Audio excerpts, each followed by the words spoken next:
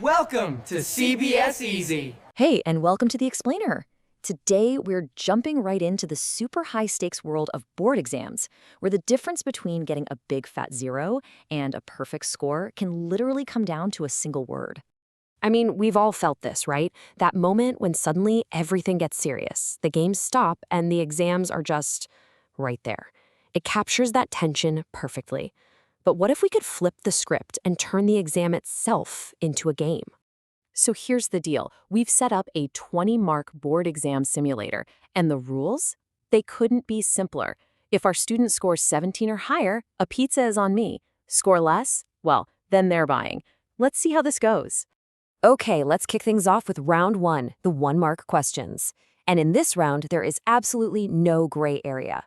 If you're missing even one tiny detail, you get an instant 0. So first question up, identify the salt with 10 water molecules of crystallization. Okay, seems simple enough, you know? How hard can it be? And our student is confident right out of the gate. Easy, washing soda. I mean, that's the common name. It's what everyone calls it. Seems totally correct, doesn't it?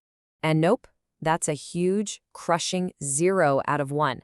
But why? Because for these 1-mark questions, a pretty good answer just doesn't cut it. The common name? Well, it's not enough.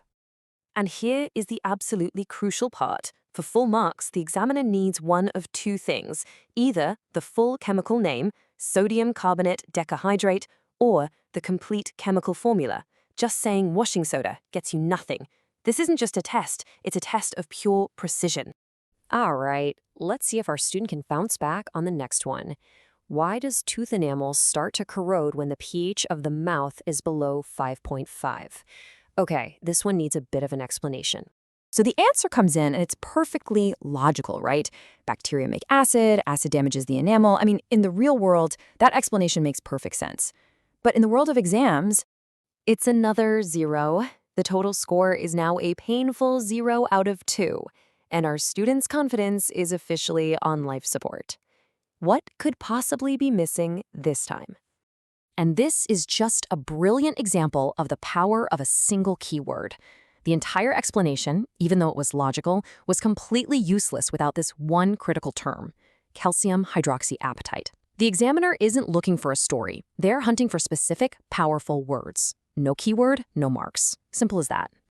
Okay, but a lesson has definitely been learned. It's not just about knowing the answer, it's about speaking the examiner's language. Now let's see if our student can use this new insight to crack the code in round 2.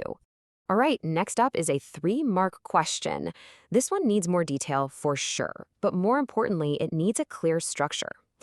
Why do farmers often add quicklime to their soil? And will you look at this comeback? A perfect, structured 3-point answer. It identifies the problem, it presents the solution, with the chemical name, by the way, and then it explains the result. No fluff, just clear, concise steps. That is a full 3 marks. The confidence is surging back, and just in time for the final boss, the 5-mark questions.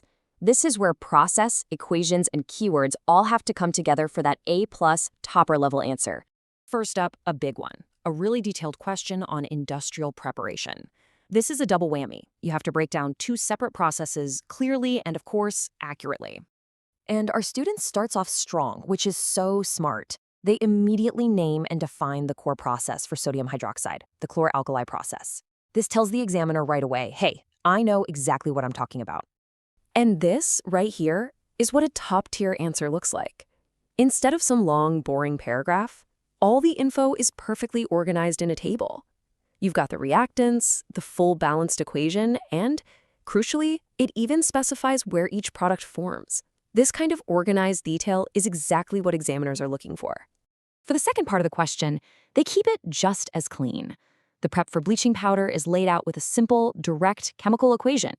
Calcium hydroxide plus chlorine gives you bleaching powder and water. That's a topper-level entry. 5 out of 5. Oh man, the pizza is getting so close I can almost taste it. Here it is, the final question. This one is more conceptual. It tests a real understanding of acid-base chemistry. Explain the family of salts and their pH logic. And again, look at this. The answer is in another perfectly structured, easy-to-read table. No long explanations, just the core logic. Strong acid, strong base, you get a neutral salt, pH of 7. Strong acid, weak base, you get an acidic salt, pH less than 7. And a weak acid with a strong base, basic salt, pH greater than 7. It's clean, it's no nonsense, and it is full marks. And just like that, the game is over. The final score is in, and our student has not only totally mastered the exam format, but has earned a very well-deserved prize. Yes, the pizza is officially secured. Let's just pause for a second and appreciate this comeback. I mean, from a starting score of 0 out of 2, feeling totally defeated, to a final score of 18 out of 20. The lesson here is so clear. In an exam, almost correct is just a fancy way of saying completely wrong. So, what's the big takeaway from all this? It's what we're calling the topper's code. For 1-mark questions, you need precision, keywords and formulas. For 3-mark questions, you need structure, 3 clear numbered points. And for 5-mark questions, you need detail, processes, equations, the whole shebang.